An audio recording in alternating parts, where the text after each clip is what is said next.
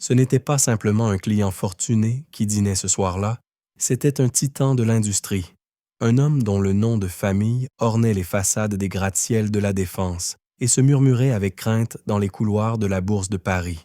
Adrien Sterling, PDG charismatique et impitoyable de Sterling Industries, se déplaçait avec une aura de puissance intouchable, une armure invisible forgée par des générations de privilèges et de succès commerciaux incontestés.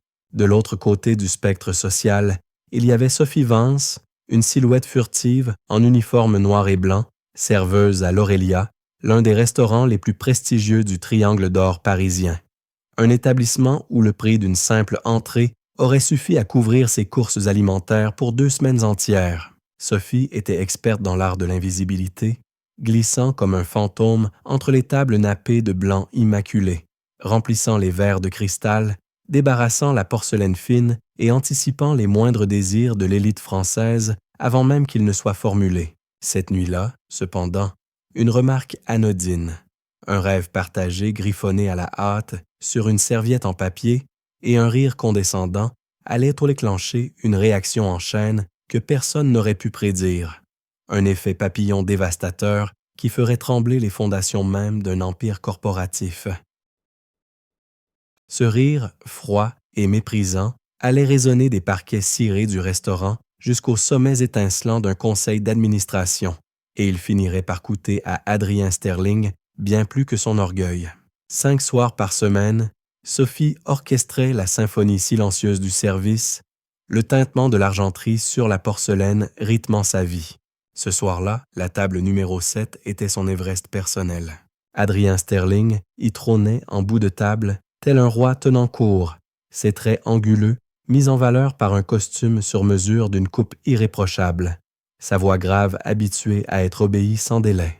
Autour de lui, une collection d'investisseurs et de courtisans riait un peu trop fort à ses plaisanteries et opinait du chef avec un empressement servile à chacune de ses déclarations péremptoires.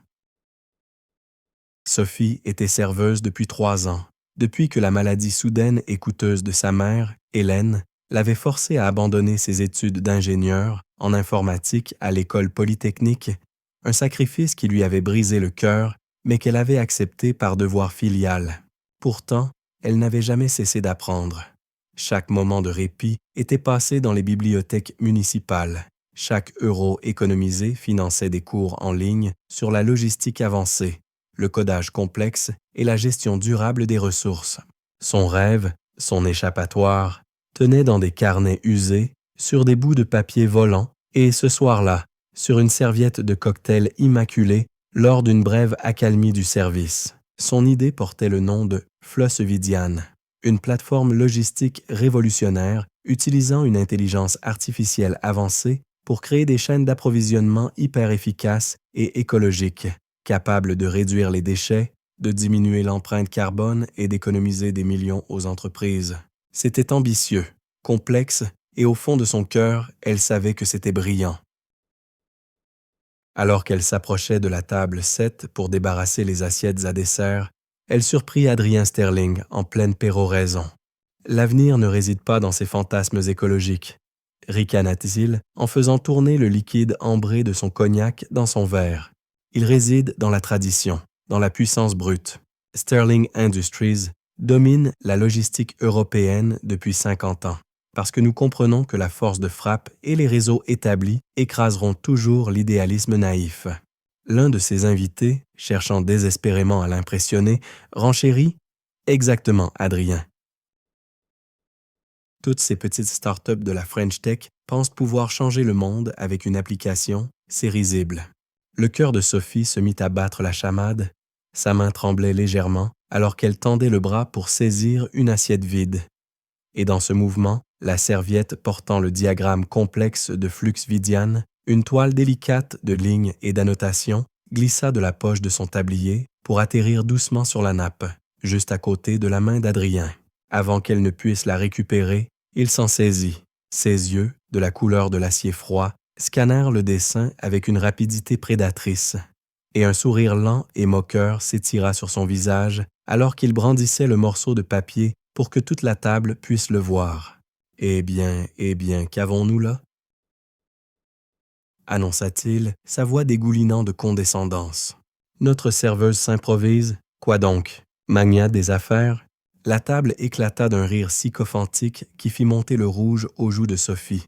Une chaleur si intense qu'elle crut s'évanouir sur place, figée, son plateau serré contre sa poitrine comme un bouclier dérisoire. « Flux Vidiane », lut Adrien à haute voix, son ton imprégné de ridicule. Logistique durable propulsée par IA? Oh, c'est impayable. Il planta son regard directement dans celui de Sophie, la dépouillant de toute dignité. Dites-moi, ma petite, qu'est-ce qu'une fille comme vous connaît à la logistique mondiale? Cela implique-t-il de garder l'équilibre avec un plateau de martini? De nouveaux rires fusèrent, plus durs cette fois. Sophie trouva sa voix, une chose petite et vacillante, mais présente. Je l'étudie depuis des années, monsieur. Je crois que cela peut révolutionner l'industrie. Adrien Sterling rejeta la tête en arrière et rit, non pas un petit gloussement poli, mais un son profond, guttural et rabaissant qui sembla ébranler la pièce entière, un rire qui disait sans équivoque « Tu n'es rien, tes rêves ne sont rien ». Il froissa la serviette dans son poing, le papier crissant dans le silence soudain qui s'était installé, puis il jeta la boulette de papier sur son plateau, juste à côté d'un pourboire misérable. « Voici un conseil pour vous, » dit-il, son sourire devenant cruel. « Contentez-vous de ce que vous savez faire. Certaines personnes sont nées pour diriger, d'autres sont nées pour servir. » Il se détourna pour reprendre sa conversation avec ses invités, la congédiant comme si elle n'était qu'un meuble. Pour Sophie, le monde était devenu silencieux. Seul l'écho de ce rire résonnait encore alors qu'elle rassemblait les assiettes, ses mouvements raides et robotiques, et retournait en cuisine, la serviette froissée pesant aussi lourd qu'une pierre dans sa poche. Cette nuit-là, dans son minuscule studio sous les toits de la banlieue parisienne, elle ne se contenta pas de pleurer. Une résolution froide et dure s'installa dans son cœur, transformant l'humiliation en un carburant inépuisable. Il avait ri de son rêve. Il l'avait froissé dans sa main. Et elle se jura qu'un jour, elle posséderait son monde et qu'il se souviendrait de la serveuse qu'il avait si nonchalamment détruite. Les premiers 2 mois qui suivirent cette nuit fatidique furent un flou d'amertume et de détermination féroce. Le souvenir du rire d'Adrien Sterling agissant comme un stimulant constant. Sophie travaillait des doubles services, son épuisement éclipsé par une énergie féroce, chaque euro gagné étant méticuleusement économisé pour son projet. Elle vendit les quelques bijoux qui lui restaient, réduisit ses dépenses au strict minimum, se nourrissant de pâtes instantanées et de pure volonté. Elle savait qu'elle ne pouvait pas construire Fluvidian seule. Elle avait besoin de capitaux, mais surtout d'un mentor, quelqu'un capable de voir au-delà de son uniforme de serveuse et de reconnaître le potentiel de son code. Elle passa ses jours de congé à rechercher des investisseurs en capital risque et des business angels, rédigeant des centaines d'emails qui se heurtaient à un mur de silence démoralisant ou, pire, à des refus standardisés. Il ne voyait qu'une serveuse sans diplôme validé. Pas la visionnaire. Un nom revenait sans cesse dans ses recherches. Arthur Vignon, une légende recluse de la technologie française.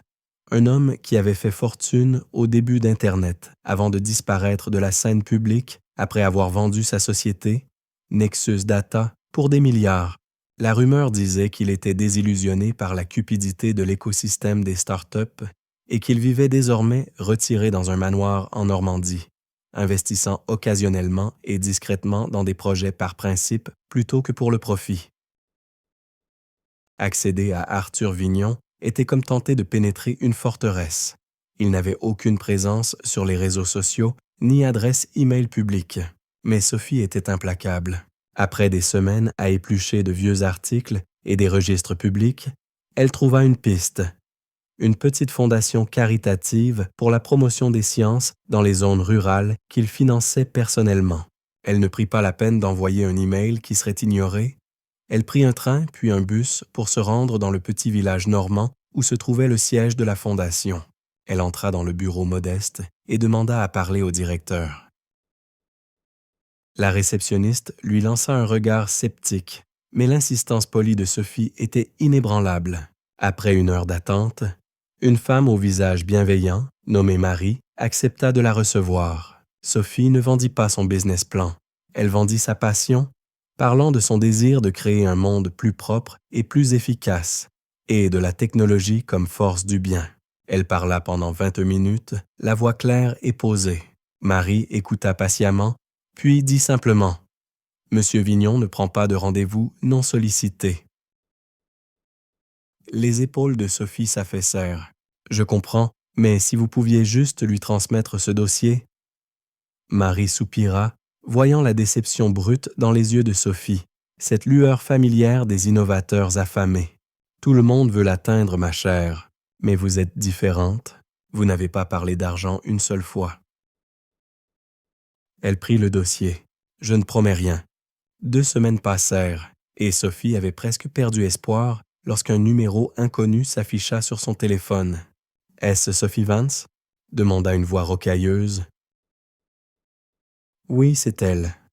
Ici Arthur Vignon. J'ai votre dossier. C'est soit l'œuvre d'un génie, soit celle d'une folle. Je n'ai pas encore décidé.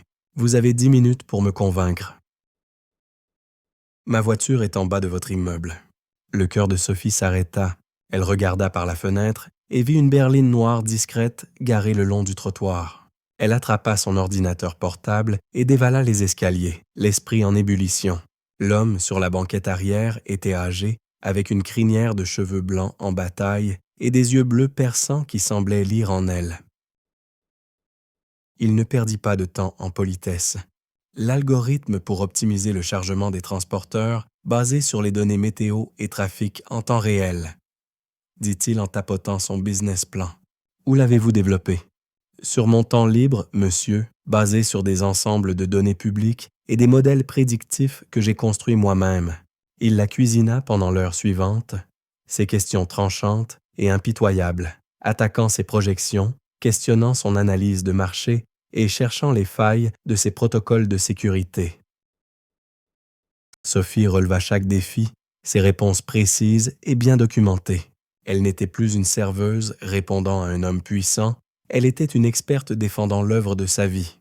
Finalement, il se recula, un lent sourire se dessinant sur son visage. « Vous avez du cran, gamine, et le cerveau qui va avec. Sterling Industries, ce sont des dinosaures.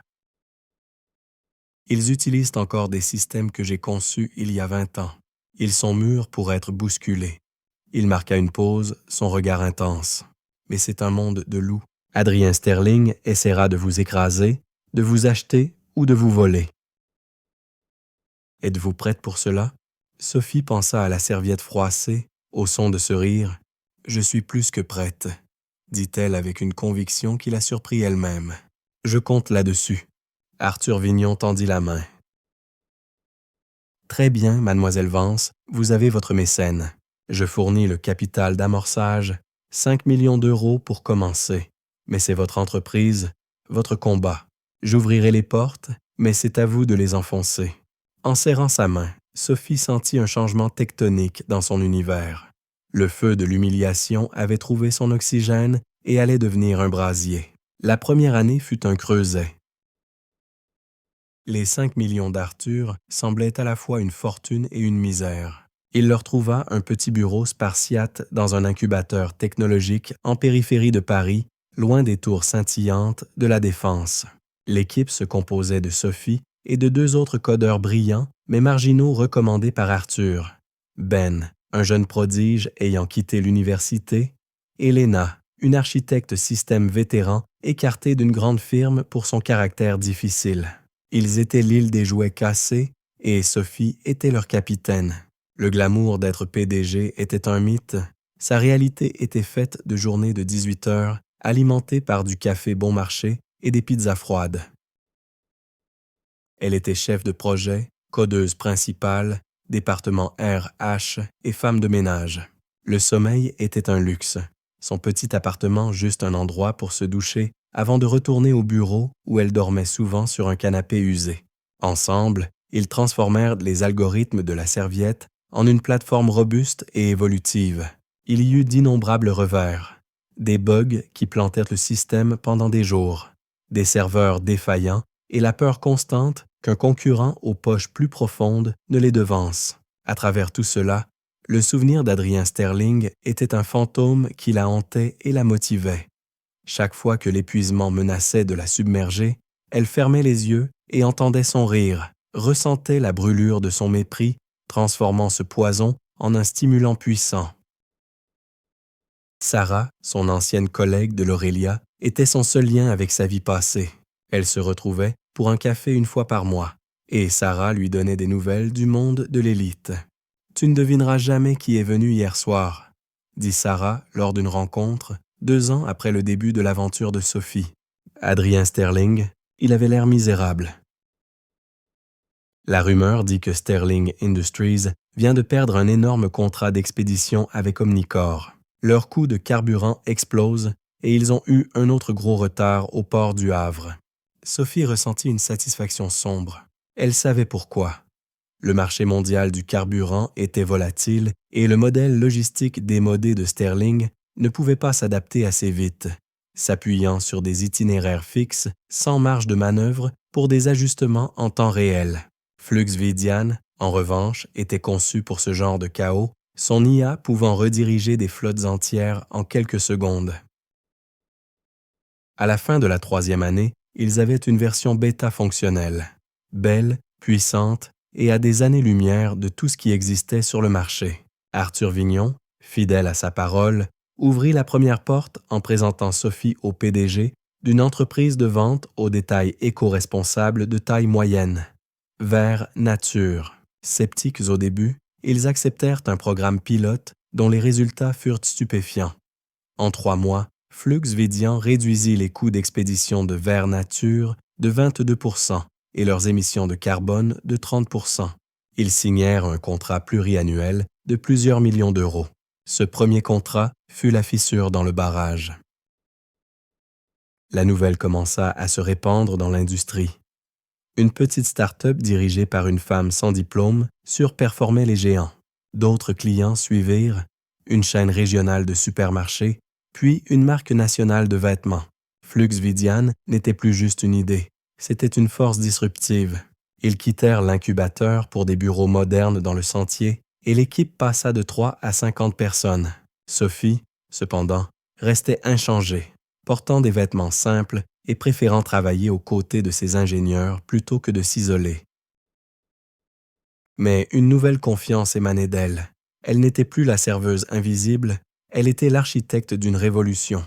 Un soir, Ben apporta un exemplaire des Échos. En première page de la section Affaires figurait une grande photo d'Adrien Sterling, le visage marqué par l'inquiétude, sous le titre « Sterling Industries vacille alors que l'industrie fait face à une disruption sans précédent ». L'article mentionnait la baisse des profits, l'infrastructure vieillissante et l'incapacité à rivaliser avec les nouvelles plateformes logistiques agiles. Il ne nommait pas Fluxvidian spécifiquement, mais Sophie savait qu'ils étaient la tempête à son horizon. Elle regarda l'homme qui avait essayé de briser son esprit. Il ne connaissait même pas encore son nom, mais elle lui coûtait déjà des milliards. Le combat était loin d'être terminé, mais pour la première fois, elle savait avec une certitude absolue qu'elle allait gagner. Le nom Fluxvidian commença comme un murmure pour devenir un rugissement en moins de 5 ans. La croissance de l'entreprise fut explosive, leur logo vert vif apparaissant sur des conteneurs et des camions à travers toute l'Europe. Ils étaient les chéris de la French Tech, présentés dans les magazines pour leur ascension météorique et leur PDG énigmatique, Sophie Vance, qui gardait farouchement le secret sur son passé de serveuse par stratégie, voulant être jugée sur ses mérites de chef d'entreprise. Adrien Sterling entendit pour la première fois le nom Fluvidian de la bouche de son directeur des opérations, un homme nerveux nommé Georges, lors d'une réunion trimestrielle tendue. « Nos projections sont en baisse de 8%, bégaya Georges. Nous avons perdu le compte Redstone Electronic au profit d'un concurrent, une société appelée Fluxvidian. » Adrien balaya l'information d'un revers de main. Les startups sont comme des mouches, agaçantes une saison, puis elles disparaissent. Offrez à Redstone une remise de 10%. Nous avons essayé, monsieur, dit Georges en suant. Ils disent que Fluxvidian n'est pas seulement moins cher, mais que leur plateforme offre un suivi en temps réel et réduit le temps de dédouanement de moitié. Ils disent que c'est un produit supérieur. La phrase « produit supérieur » flotta dans l'air comme une insulte à l'héritage Sterling. Absurde, claqua Adrien. Notre nom est notre marque. Ces gadgets ne dureront pas. Mais ils durèrent. 6 mois plus tard, Fluxvidien débaucha un autre client historique de Sterling, un géant agricole faisant chuter l'action de Sterling de 5 points. Pour la première fois, une inquiétude réelle perça l'armure d'arrogance d'Adrien. Il commanda une enquête approfondie sur ce concurrent mystérieux et le rapport fut glaçant. Fluvidian était un prédateur technologique avec des frais généraux minimes et une satisfaction client parfaite. À sa tête, une certaine Sophie Vance. Le nom ne lui disait rien, et la photo officielle montrant une femme au regard intelligent et confiant lui était inconnue. Il voyait une rivale, pas la serveuse nerveuse de l'Aurélia. La collision devint inévitable lorsque Sterling Industries et Fluvidian furent tous deux invités au sommet mondial de la logistique à Genève. Adrien était orateur principal, Sophie panéliste vedette. Il l'observa depuis les coulisses, alors qu'elle parlait avec éloquence d'un avenir de chaîne d'approvisionnement, zéro déchet et d'analyse prédictive. Le public était captivé. Plus tard, lors du cocktail VIP, il décida de la confronter. « Mademoiselle Vance », dit-il, sa voix onctueuse mais menaçante. « Adrien Sterling, nous n'avons pas été formellement présentés. » Sophie se tourna, son expression parfaitement neutre. Quelque chose chez elle lui semblait familièrement agaçant, mais il ne pouvait pas dire quoi. « Monsieur Sterling, » répondit-elle, sa voix égale. « Un honneur. Je suis la performance de votre entreprise depuis des années. » La pique subtile atterrit parfaitement. « Vous avez fait pas mal de bruit, » dit Adrien en forçant un sourire, « mais l'océan est profond et plein de requins. Un petit poisson peut se faire avaler très facilement. » Le sourire de Sophie était authentique et le déstabilisa. « Merci du conseil, monsieur Sterling, mais Fluxvidian n'est pas un poisson. Nous sommes le nouveau courant, et les courants ont tendance à changer l'océan tout entier. » Elle soutint son regard, un défi silencieux passant entre eux. Il ressentit un étrange malaise, une impression d'avoir fondamentalement sous-estimé son adversaire, et ce sentiment fugace de familiarité tirailla sa mémoire sans qu'il puisse le saisir. Il s'éloigna en la classant comme une autre arriviste ambitieuse, mais pour la première fois de sa vie, Adrien Sterling sentit un nœud froid de terreur dans son estomac. Ce requin-là ne serait pas effrayé facilement. Les 2 années suivantes furent une guerre d'usure brutale. Adrien, reconnaissant enfin la menace, jeta tout le poids de son empire contre Sophie, initiant des guerres de prix insoutenables et lançant une campagne de dénigrement médiatique questionnant la sécurité des données de Fluxvidian. Il tente même de débaucher ses ingénieurs avec des salaires exorbitants. C'était la bataille de la vieille garde contre la nouvelle. Sterling Industries était un cuirassé puissant mais lent. Fluvidian, une flotte de destroyers agiles. Pour chaque client qu'Adrien récupérait temporairement, Sophie innovait avec une nouvelle fonctionnalité, rendant les offres de Sterling archaïques. Ses ingénieurs, fidèles à sa vision, rejetèrent toutes les offres d'Adrien. La pression financière sur Sterling Industries devint immense, les guerres de prix saignant la trésorerie et l'action déclinant régulièrement. Le conseil d'administration s'agita, et pour la première fois, le leadership d'Adrien fut ouvertement remis en question, notamment par Evelyn Reed, une administratrice perspicace qui avait hérité son siège de son père. « Adrien, votre stratégie est réactive, pas proactive, » argua-t-elle lors d'une réunion houleuse. « Nous saignons de l'argent pour rivaliser sur les prix, alors que nous devrions rivaliser sur la technologie. Nous devrions essayer d'acquérir une entreprise comme Fluxvidian, pas nous détruire en les combattant. » L'orgueil d'Adrien ne le permettait pas. « Je ne me mettrai pas à genoux devant une arriviste sortie d'un garage, » tonna-t-il. Son dernier pari, désespéré, fut de précipiter le développement de sa propre plateforme IA, nom de code, Projet Omega. Le résultat fut un désastre. Le système, bourré de bugs et lancé trop tôt, causa une panne catastrophique, retardant d'une semaine les expéditions d'un géant automobile européen. Le client les vira publiquement et l'action de Sterling chuta de 30% en une seule journée. C'était le point de bascule. La compagnie était vulnérable et Sophie, guidée par les conseils discrets d'Arthur Vignon, se préparait à ce moment depuis toujours. À l'insu d'Adrien, Arthur avait racheté des actions de Sterling pendant des années via des sociétés écrans et Flux Vidian, désormais coté en bourse avec une valorisation flamboyante, fit de même. Leur allié la plus cruciale vint de l'intérieur. Evelyn Reed, dégoûtée par l'arrogance d'Adrien, contacta Sophie. Elles se rencontrèrent en secret. « Monsieur Sterling mène l'héritage de ma famille à la ruine, » dit Evelyn. « Je contrôle 8% des droits de vote. Avec d'autres membres loyaux, nous pouvons vous apporter 15% de plus. Ensemble, nous pouvons le destituer. » Sophie écouta. « Que voulez-vous en retour? Un siège au nouveau conseil et la promesse que vous ne liquiderez pas l'entreprise. Il y a des milliers d'employés dont la vie en dépend. » Sophie acquiesça lentement. « Ce n'est plus une question de vengeance, mais de construire quelque chose de mieux. Vous avez ma parole. Nous allons restructurer, pas démolir. » Le plan était fixé. Sophie, avec ses propres parts, celles d'Arthur et la coalition d'Evelyn, contrôlait désormais un peu plus de 50 et 1% de Sterling Industries. Elle convoqua une assemblée générale extraordinaire, citant un vote de défiance.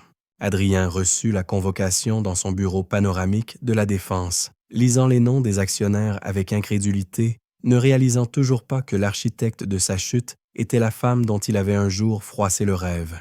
La salle du conseil de Sterling Industries, au 40e étage, était une cage de verre dominant Paris. Adrien Sterling se tenait en bout de table, le dos tourné à la vue imprenable, masquant sa panique sous un masque de fureur froide.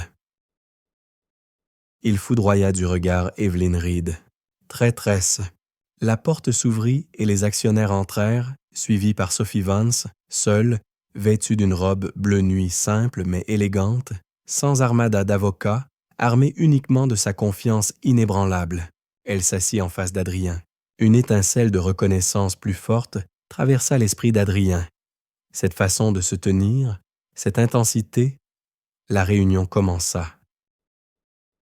Evelyn prit la parole. « La motion est un vote de défiance envers le PDG Adrien Sterling et l'acceptation d'une offre de rachat majoritaire par la coalition ici présente. » Adrien ricana. « Un rachat? Et qui mène cette meute? » Sophie se pencha légèrement. « Moi, » dit-elle clairement. « Vous ?» Adrien arbora un sourire condescendant. « Vous pensez pouvoir entrer ici et prendre l'entreprise de ma famille? » « Je ne pense pas pouvoir, » corrigea doucement Sophie. « Je l'ai déjà fait. Les votes sont sécurisés. Cette réunion est une formalité. » La finalité de sa voix figea la pièce. Le sourire d'Adrien vacilla alors qu'il réalisait qu'elle disait la vérité. « Pourquoi ?» murmura-t-il. « Pourquoi tout ce trouble ?» Sophie sortit de son sac un petit objet encadré et le fit glisser sur la table en acajou jusqu'à lui. C'était une serviette de cocktail, l'encre fanée, le papier marqué par des froissements violents. Adrien la fixa, et soudain, le souvenir le frappa comme un raz-de-marée. Le restaurant opulent, la serveuse aux yeux pleins d'espoir, la blague condescendante, le rire cruel. Il leva les yeux vers elle et la vit vraiment pour la première fois. La serveuse de l'Aurélia. « Vous, » souffla-t-il. « Moi, » dit Sophie sans triomphe, mais avec une gravité profonde. « Vous m'avez dit que certains étaient nés pour servir. Vous avez ri. Ce rire a été le meilleur financement que j'ai jamais reçu. Il m'a appris que votre monde de droit de naissance est un fantasme. Le vrai monde est construit par ceux qui se relèvent. » Elle se leva. « Sterling Industries est désormais une filiale de Flux Vidian. Avec effet immédiat, vous êtes licencié. » Le silence était absolu, brisé seulement par le bruit d'un héritage se brisant en 1000 morceaux. Adrien Sterling, le titan, venait d'être effacé par le fantôme qu'il avait créé. L'intégration fut rapide. Sophie tint parole. Elle ne démantela pas l'entreprise. Elle coupa le gras de la direction arrogante, mais garda les travailleurs, les formant aux nouvelles technologies. Le moral monta en flèche. 2 semaines plus tard, Adrien vint vider son bureau. Il trouva Sophie regardant par la fenêtre. « J'attendais que vous changiez tout, » dit-il, la voix rauque. « Votre grand-père était un innovateur, » répondit Sophie. « Je respecte l'histoire, je refuse juste d'y être enchaînée. » Elle lui offrit 2 options, un départ avec une généreuse indemnité et une clause de non-concurrence ou un poste consultatif honorifique pour sauver la face. Il la regarda incrédule. « Pourquoi m'offrir cela? C'en a parce que ma mère m'a appris la différence entre la vengeance et la justice. La justice, c'est construire quelque chose de mieux. J'ai gagné, je n'ai plus rien à vous prouver. » Elle se dirigea vers la porte. « Une dernière chose. La serveuse qui vous a servi ce soir-là s'appelait Sophie Vance. Je vous suggère de vous en souvenir cette fois. » Adrien choisit l'option 1, son orgueil lui interdisant de devenir un fantôme dans son propre immeuble. Il signa les papiers et disparut dans l'anonymat d'une vie dorée, mais vide. Mais l'histoire ne s'arrêta pas là. Alors que Sophie luttait contre la résistance interne menée par Mason Thorne, un loyaliste d'Adrien qui sabotait l'intégration, Adrien, dans son exil, découvrit dans les archives familiales un secret terrible, des preuves d'un déversement chimique toxique couvert par son père des décennies plus tôt, une bombe à retardement écologique dont Sophie était désormais légalement responsable. Il tenait l'arme pour l'anéantir. Pendant 3 jours, il hésita entre la vengeance pure et la préservation de ce qui restait de l'honneur de son nom. Détruire Sophie signifiait détruire l'entreprise, les employés, et souiller à jamais le nom Sterling. Sophie, de son côté, avait viré Mason Thorne après avoir découvert qu'il avait délibérément mis en danger une flotte de navires pour discréditer sa technologie. Elle se sentait isolée au sommet. C'est alors qu'elle reçut un message d'Evelyn. Adrien voulait la voir pour une question de survie. Ils se rencontrèrent dans un hôtel neutre. Adrien, vieilli, lui tendit le dossier. « Vous n'avez pas seulement acquis mes actifs, vous avez acquis les péchés de mon père, » dit-il. Sophie lut le dossier avec horreur. C'était une condamnation à mort pour l'entreprise. Elle le regarda. « Pourquoi me montrez-vous cela? » Adrien eut un sourire triste. « Parce que vous aviez raison. La justice consiste à construire quelque chose de mieux. Et je refuse de laisser les fantômes de mon père et votre ambition brûler l'héritage de mon grand-père. Vous avez un problème catastrophique, mademoiselle Vance. Et nous sommes les 2 seules personnes capables de le résoudre. Ensemble, dans une alliance improbable, née de la ruine et de la rédemption, ils utilisèrent la technologie de Sophie et la connaissance historique d'Adrien pour lancer un programme massif de nettoyage secret mais efficace, transformant le passif toxique en un projet de restauration environnementale modèle. L'histoire de Sophie Vance nous rappelle que notre valeur ne se définit pas par notre statut actuel, mais par la taille de nos rêves. Elle nous montre que l'orgueil peut faire chuter les puissants, tandis que l'humilité et la persévérance peuvent bâtir des empires. Le monde est plein de gens qui riront de vos ambitions, mais ce rire ne doit pas être un frein, mais un carburant. Et parfois, la plus grande victoire n'est pas de détruire son ennemi, mais d'en faire un allié pour réparer le monde.